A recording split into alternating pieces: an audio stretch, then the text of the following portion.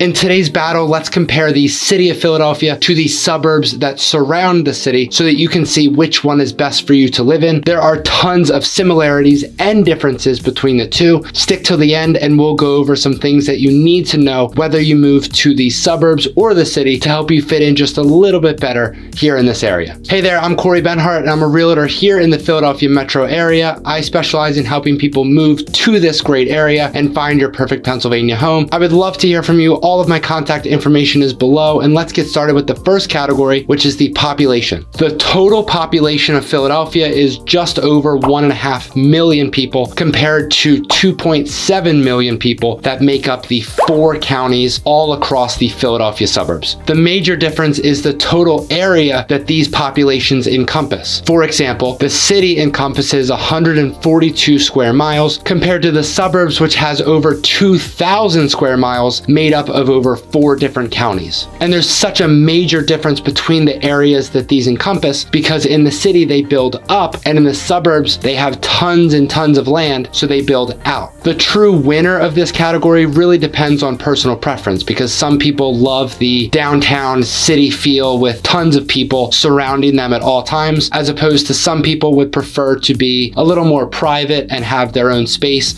out in the suburbs. So the winner of this one really depends on your personal preferences. So let's give a point to both the city and the suburbs on this one because it really depends on your personal preferences for which area you would prefer. All right, so next let's talk about the wildlife. Just like most major cities, Philadelphia doesn't have many animals besides the common dumpster raccoon, alley rat, and tons of pigeons. Out in the suburbs, there is a significant difference. The suburbs have a lot more animals and roadkill compared to the city because we have wide open grassy areas and wooded areas all throughout the suburbs. The suburbs are full of deer and it's pretty common for them to jump out right in front of your car if you're driving on a back road. Out in the suburbs, we also have hawks, foxes, raccoons, skunks, squirrels, and the occasional bald eagle, as well as so much more. If you end up buying a home that doesn't have a fenced-in yard and you have a small dog, please don't leave them outside alone because it's not too common, but you sometimes hear about wildlife and the occasional small dog encounter, if you know what I mean. If you would prefer to not deal with much wildlife, then the city might be best for you. If you love to bird watch or be surrounded by wildlife, the suburbs most likely would be best for you. I grew up out in the suburbs, so I'm very familiar with the wildlife that we have out here, and for the sole reason of just how many people on occasion will hit a deer while they're driving, I'm going to give this point to the city because that rarely happens out in the city because there's tons of buildings and not really much wide open space for deer to live. Luckily, I, knock on wood, have never hit a deer, but it is very common to do so. Another huge difference between the suburbs and the city are the taxes. You might be thinking, well, how different could the taxes truly be? Because these areas are pretty much bumped up against each other, but they are significantly different. Starting with income tax. Pennsylvania as a whole is a flat rate income tax state, which means no matter how much you make, we don't have a bunch of significant different tax brackets. We just have one bracket at 3.07%. So no matter how much you make, that is the tax rate, except if you live in Philadelphia County, which encompasses the entire city of Philadelphia. If you both live and work in the city, but also if you work in the city but live outside of Philadelphia County, you have to pay what's called a wage tax. If you live and work in the city, your income tax rate would be 3.79%. But if you work in the city but live outside of Philadelphia County, your wage tax would drop down to 3.44%. I find this a little odd because it almost seems like they're rewarding people for working in the city but not living there. It's a little odd to me. So now just quickly comparing that to some of our sister states, such as New York, which has an income tax scale ranging from 4% to 10.9%, Delaware with a range up to 6.6%, and New Jersey ranging up to 10.75%. Philadelphia's 3.79% is really not that bad compared to some of the other areas that surround Pennsylvania, but more specifically Philadelphia. Now let's quickly go over the sales tax differences between the city and the suburbs. The entire state of Pennsylvania has a sales tax of 6% with some specific exclusions options for sales tax, such as clothing, candy, prescriptions, textbooks, residential heating fuel, and a couple of other items, which is great because those are some significant items that could save you a lot of money because you won't pay any sales tax on any of those items, except if you live in 2 specific counties, and you guessed it, one of those counties is Philadelphia County, which has an increased sales tax up to 8%. So if you decided to live and work in one of the 4 counties that surround the city, you would have a flat rate income tax of 3.07%, just like the rest of Pennsylvania. And when it comes to sales tax, you would have only a 6% sales tax compared to the 8% that we have in Philadelphia County. For the good amount of savings just in taxes alone that you would save if you lived outside of the city, we're going to give that point to the suburbs for this one. All right, so the next difference that we have to talk about is the transportation between these 2 areas. SEPTA is our public transportation provider, both in the city and the suburbs. There are tons of subway, bus,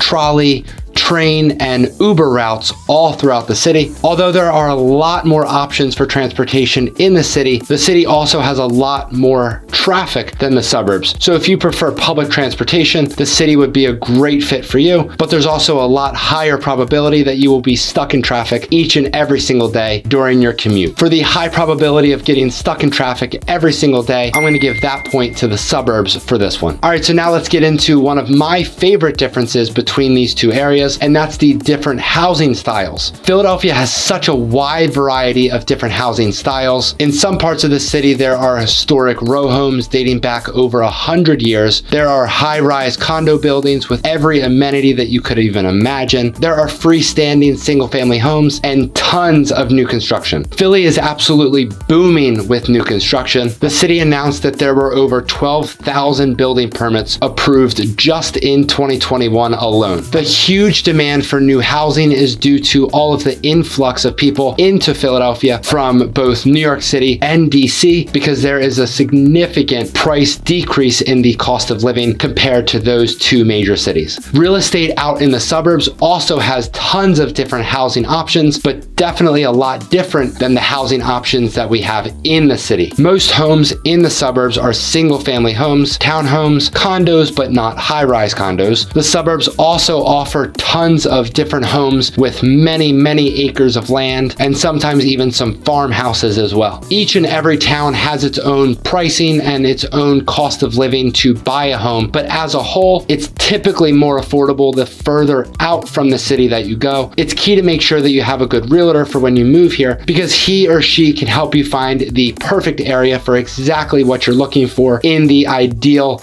location that you would like to be in. I'm going to give a point to both the city and the suburbs for this one because there are so many great different housing options in both of these areas, and it really comes down to your personal preferences on where and what type of house you would like to live in. All right, so the next most important difference between these 2 that we need to go over is the things to do. The city is known for its very rich history dating all the way back to the 1600s. Philadelphia is packed with tons of different museums, with over 50 just in the city alone, along with tons of different parks, every single type of restaurant that you could imagine, tons of different shopping, galleries, and so much more. The Philadelphia International Airport is also located right in the city, so depending how often you plan to travel, that could be a huge pro. Obviously, one of the largest cities in the country, such as Philadelphia, always has things going on, both day and night, and one of the best parts is that everything is within a pretty short drive, all within the city. Comparing that out to the suburbs, there are a lot of great things to do and see. There are some amazing restaurants, and unlike the city, if you don't live in a downtown, very walkable area, you'll most likely need to drive anywhere from 10 to 30 minutes to get to just about anything that you would need. So if walkability is very important to you, but you don't want to live in the city, make sure to ask your real estate agent some major areas that would be great for the walkability out in the suburbs. But overall, due to everything that the city offers in a relatively small area, we're going to give that point to the city for this category. Whether you end up buying a home in the city or the suburbs, there are just a couple of things that you need to know to help you fit in just a little bit better here. Some of the clients that I have helped move to this area have said that everybody has been so extremely nice and welcoming, but they seem that everybody is in a rush. And if you watch any of my other videos, you know that the East Coast kind of have a stigma for being in a rush and being very fast paced. Another thing that my clients have said is they're shocked to see or hear how often people in the city use their car horn. In my own personal opinion, I feel that the city is a lot more fast paced than the suburbs. For example, if you're sitting at a red light and it turns green and you don't go immediately, there's a high probability that some of the people behind you will give you just a quick little beep